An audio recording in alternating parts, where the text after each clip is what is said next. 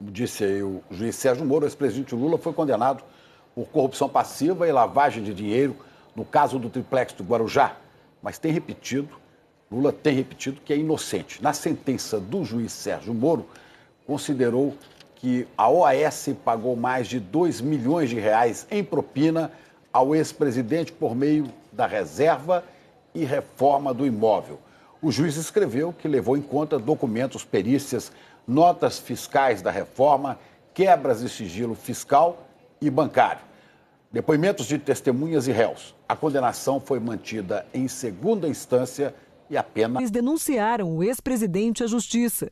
A juíza responsável pelo caso enviou a investigação para o juiz Sérgio Moro, da Lava Jato de Curitiba, por considerar que os crimes tinham ligação com o esquema de corrupção na Petrobras. O caso chegou a Moro em junho do mesmo ano. Em 2009, a OAS Empreendimentos assumiu a obra, começada pela Bancop, cooperativa habitacional dos bancários, que enfrentou problemas financeiros. O condomínio foi entregue em 2014.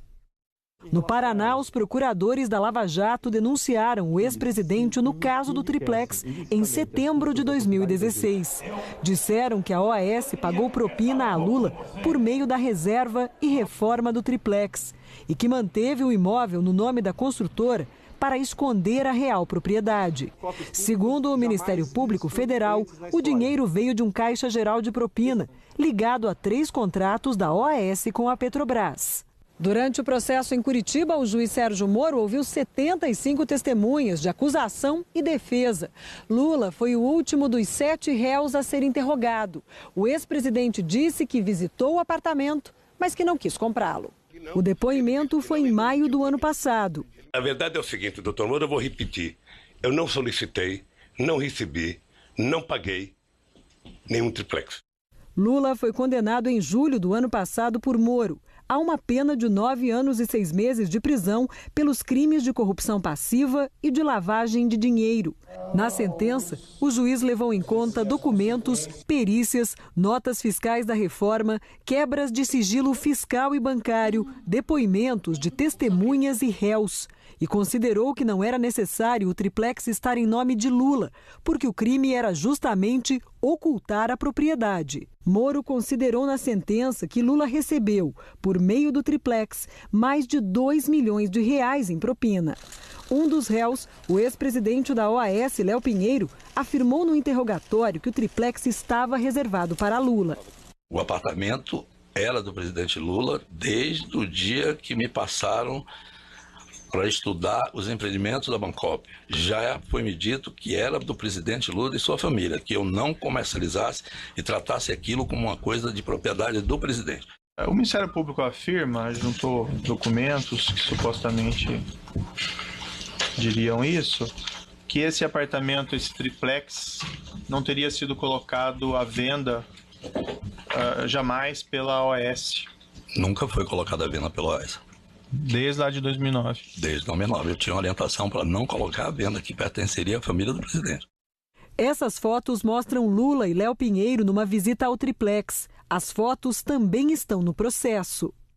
Ao finalizar a sentença, o juiz escreveu que é de todo lamentável que um ex-presidente da República seja condenado criminalmente, mas a causa disso são os crimes por ele praticados e a culpa não é da regular aplicação da lei. Prevalece, enfim, o ditado: não importa o quão alto você esteja, a lei ainda está acima de você. A defesa de Lula recorreu ao Tribunal Regional Federal em Porto Alegre. Alegou que o dinheiro da compra e reforma do triplex não veio da Petrobras, que Lula não pediu qualquer vantagem indevida em razão do cargo de presidente e que o juiz Sérgio Moro negou a produção de provas, não seguiu a denúncia e se baseou no depoimento de Léo Pinheiro, que tenta acordo de delação premiada. O recurso foi julgado no dia 24 de janeiro deste ano pelo tribunal, numa sessão que durou mais de 8 horas. O relator, desembargador João Gebran Neto, e os desembargadores Vitor Laus e Leandro Paulsen consideraram que houve pagamento de propina e que existem provas. Para além da prova material, até aqui referida, a prova oral indicando que o apartamento 174, posteriormente modificado para 64A, estava reservado ao ex-presidente. E mais, a prova indica que os recursos necessários para o pagamento da diferença entre aquilo que inicialmente foi adimplido pelo apelante e por sua esposa, agregado com as reformas, foram arcados pela OAS. O tribunal aumentou a punição para 12 anos e 1 mês e determinou o cumprimento da pena inicialmente em regime fechado. A defesa do ex-presidente anunciou que entraria com recurso. Porque é uma decisão, como eu já disse, que condenou uma pessoa que não praticou o crime. E nós acreditamos que esse resultado é o que vai prevalecer e que nenhuma medida restritiva será aplicada ao ex-presidente Lula. Um dos recursos foi apresentado ao próprio tribunal em Porto Alegre. A defesa também entrou com pedidos de habeas corpus preventivos nos tribunais superiores em Brasília. No dia 6 de março, os ministros do STJ negaram por 5-0 o pedido de habeas corpus preventivo. A defesa pretendia impedir a prisão de Lula após se esgotarem os recursos em segunda instância. A decisão no STJ foi unânime. No meu entendimento, não se vislumbra a existência de qualquer ilegalidade na determinação de que o paciente venha, porventura, iniciar o cumprimento provisório da pena após esgotamento dos recursos em segundo grau. No caso, os embargos de declaração.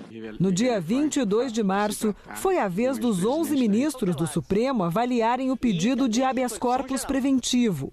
Numa sessão que durou 4 horas, os ministros decidiram primeiro que poderiam julgar o pedido.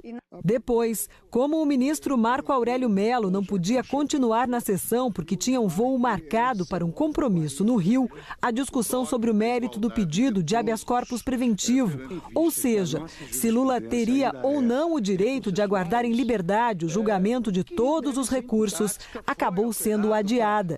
Em seguida, por 6-5, os ministros decidiram atender a um pedido da defesa e conceder ao ex-presidente Lula um salvo-conduto, impedindo que ele fosse preso antes do fim do julgamento, marcado para o dia 4 de abril. Deferida a liminar para que até o julgamento deste habeas corpus, que será na sessão do dia 4, na primeira hora, portanto, será o primeiro processo a ser apregoado para continuidade de julgamento. Até este dia, então, a garantia do paciente de ter a salvaguarda da sua locomoção. Sim. E que foi o pedido formulado. Será imediatamente expedido o ofício neste sentido. No dia 26 de março, os desembargadores do Tribunal Regional Federal da 4ª Região, em Porto Alegre, a segunda instância da Lava Jato, negaram por unanimidade os embargos de declaração pedidos pela defesa. Fizeram apenas uma correção técnica no texto. Esse modo, no processo trazido em mesa pelo desembargador Gebran sobre o número 2, a turma decidiu a unanimidade nos termos do voto do relator, conhecendo em parte dos embargos e, nesta parte, dando parcial provimento, sem, contudo, que haja qualquer efeito modificativo. Na quarta-feira, o Supremo Tribunal Federal em Brasília retomou o julgamento. A sessão durou quase 11 horas e a maioria dos ministros, por 6-5, negou a concessão do habeas corpus a Lula.